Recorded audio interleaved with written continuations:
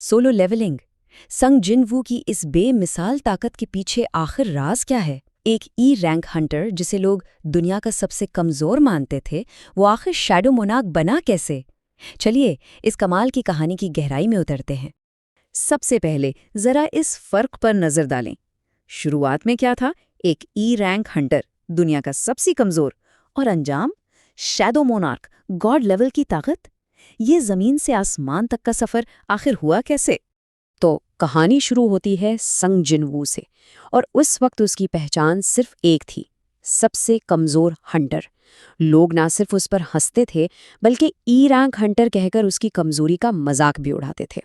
लेकिन उसकी इस कमजोरी के पीछे ही उसकी सबसे बड़ी ताकत छुपी हुई थी, और वो था कभी हार न मानने का जज्बा। यही वो आग थी जो उसके अंदर जल रही थी, भले ही बाहर से वो कितना ही कमजोर क्यों न दिखता हो। और फिर एक दिन सब कुछ बदल गया। वो दिन जब जीनू और उसकी टीम एक बिल्कुल आम से डंजन में घुसते हैं। उन्हें बिल्कुल अंदाजा नहीं था कि उनकी जिंदगी हमेशा के लिए पलटने वाली है। डंजन के अंदर उन्हें एक और छुपा हुआ डंजन मिलता है, एक डबल डंजन, और वहां का मंजर सोच से भी ज्यादा खौफनाक था। पत्थर के बड़े बड़े बुत अचानक जिंदा हो जाते हैं, और फिर शुरू होता है कत्लेआम। वो एक एक करके सारे हंटर्स को मारने लगते हैं।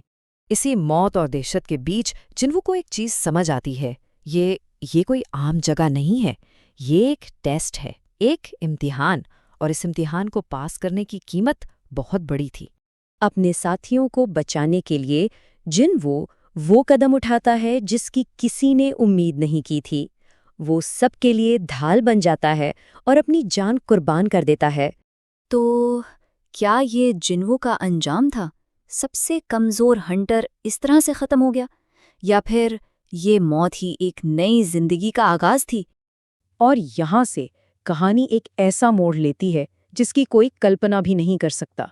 जिनवू आंखें खोलता है तो खुद को एक हॉस्पिटल में पाता है, जिंदा।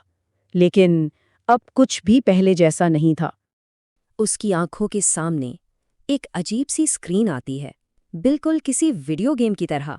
इसे नाम दिया गया प्लेयर सिस्टम, एक ऐसा राज जो सिर्फ जिनवू देख सकता था, और यही सिस्टम उसकी बेपनाह ताकत का जरिया बनने वाला था। अब इस सिस्टम का फंडा बहुत सिंपल था।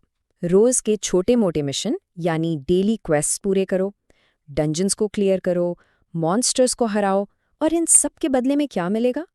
Level up. हर एक लेवल के साथ उसकी ताकत, उसकी स्पीड, सब कुछ बढ़ता जा रहा था। लेकिन लेवल अप करना ये तो सिर्फ ट्रेलर था। असल फिल्म तो अभी बाकी थी। जिनवू की सबसे खतरनाक ताकत यानी शैडो मोनार्क की ताकत अभी सामने आना बाकी थी। जिनवू की असल पावर का पता तब चलता है जब वो अपने दुश्मनों को हरा देता है। लेकिन वो सिर्फ उन्हें मारता नहीं है, बल्कि कुछ ऐसा करता है जो एक लफ्ज से उन्हें हमेशा के लिए अपना बना लेता है। वो लफ्ज है अराइज। सोचिए जरा, इस एक लफ्ज से जिनों के हारे हुए दुश्मन उसके साए के सिपाही बनकर वापस खड़े हो जाते हैं। उसके पास अब एक ऐसी आर्मी थी जो कभी मर ही नहीं सकती, एक फौज जो सिर्फ और सिर्फ उसके हुक्म की गुलाम थी। और इसी बेपनाह ताकत के साथ वो कमजोर ई रैंक हंटर बन जाता है, द शैडो मोनार्क। तो ये है संग जिनवू का सफर, जीरो से हीरो बनने की एक ऐसी दास्तान जो सबको हैरान कर देती है। वही लड़का जिसका कभी मजाक उड़ाया जाता था, जिसे सबसे कमजोर समझा जाता था, अब वो दुनिया के सबसे ताकतवर हंटर्स में शुमार होता था। अब हालात ये थी कि दुश्मन सिर्फ उसका नाम सुनकर थर थर कांपते थे।